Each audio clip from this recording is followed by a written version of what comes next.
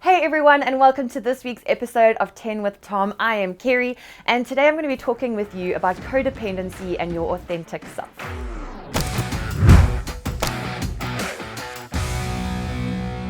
So you may be thinking, that voice sounds familiar, maybe I've seen her on a Sunday, or maybe you've just heard me laughing in the background. What does this chick know about codependency? So I'm actually a recovering codependent myself, and I've been journeying towards healing from it for a really long time, probably even just a couple of years even.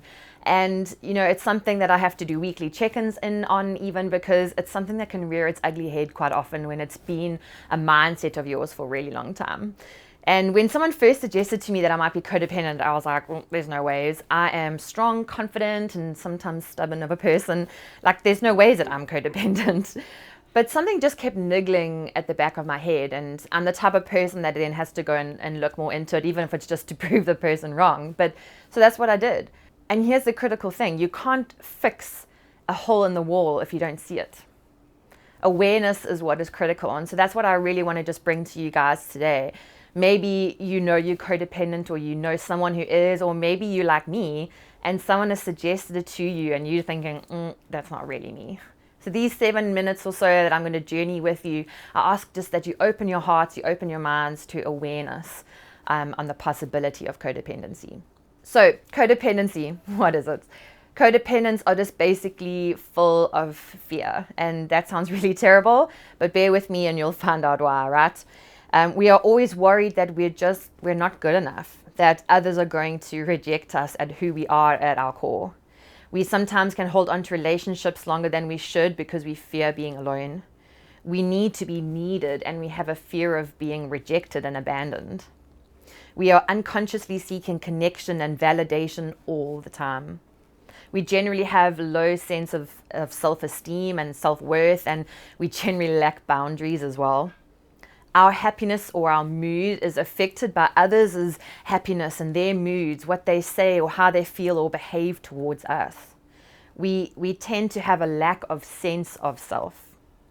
In a relationship, codependent love is actually quite anxious. We're always worried about, do they love us enough? And what else can we do in order to earn their love and achieve their love? We're constantly in a place of anxiety and worry, and perpetual worry. We are often rescuers and people pleasers. We will suffer in silence because we don't like to ask for help.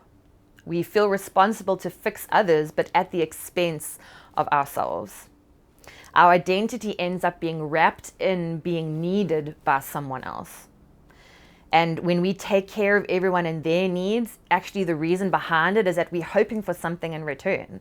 We're not just doing it because we care for you. We're doing it because we want to get validation and worth and a sense of self from helping you. It's that reason behind it that leads to the codependency.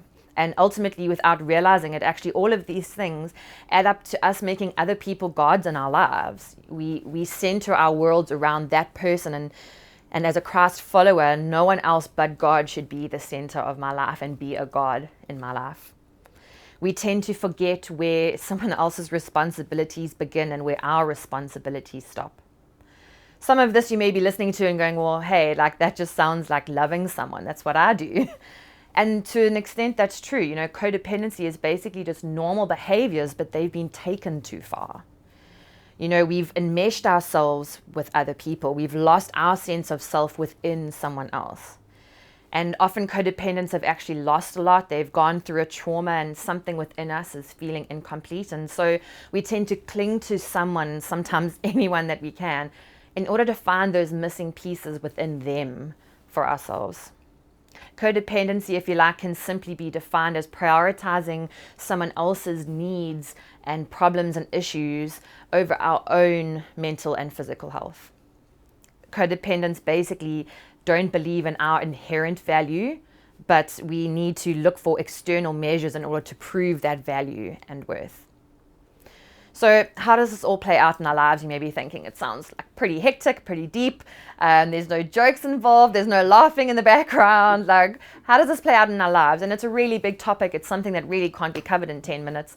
But I'll just cover a few things today so that if you're looking for awareness, this is where you can actually grasp onto something.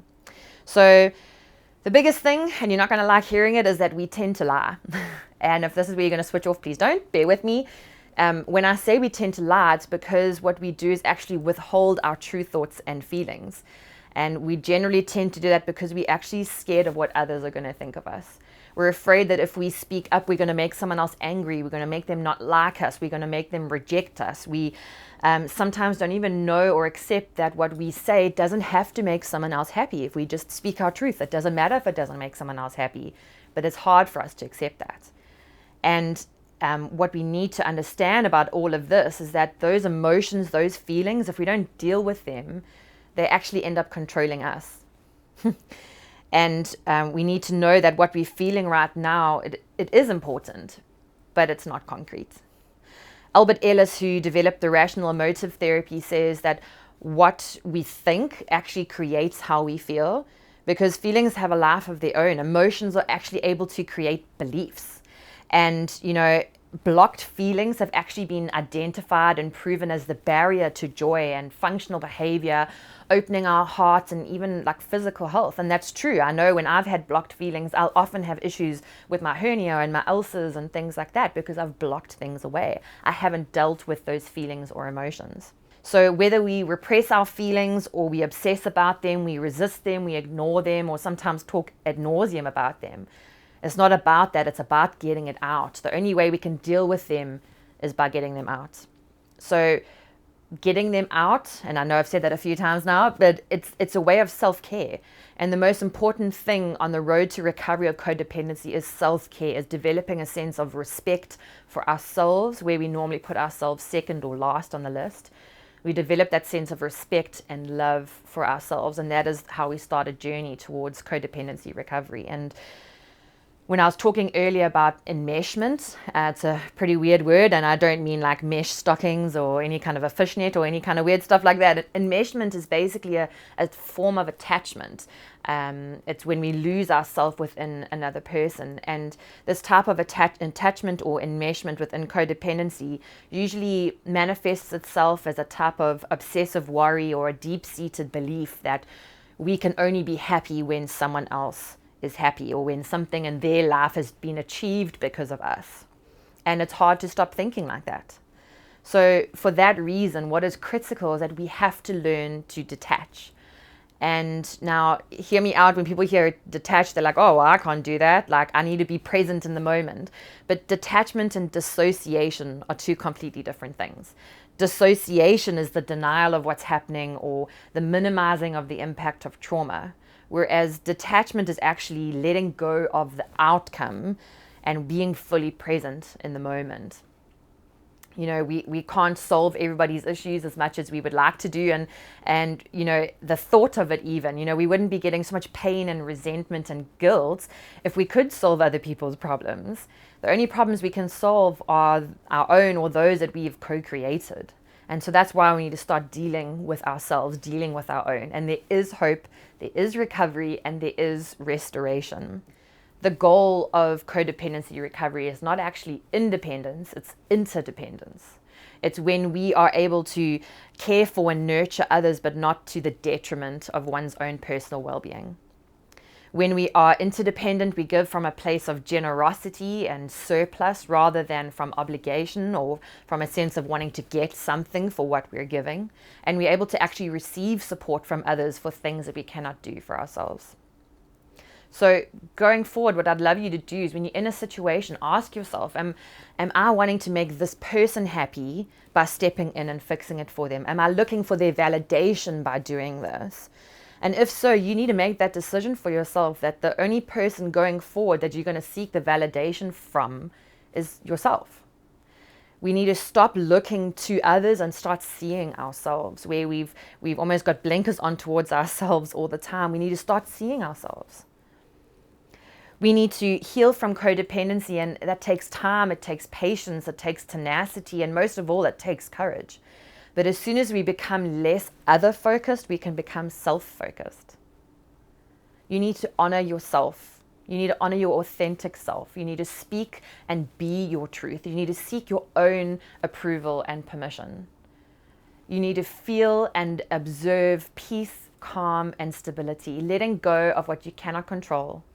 Being okay with saying no to someone and being okay for the fact that you can't change things. and you need to choose love over fear. So that's just a little bit of an insight into codependency and being your authentic self. There is so much wise words out there in teachings, and if you want to dive deeper, I'd love to chat with you. You can reach out to us. But this is just my little insight, and I really hope that it's helped you. And if it has, please share this message with those you think need to hear it as well. It's been so great to be with you guys today, and we'll see you next time for another 10 with Tom. Cheers.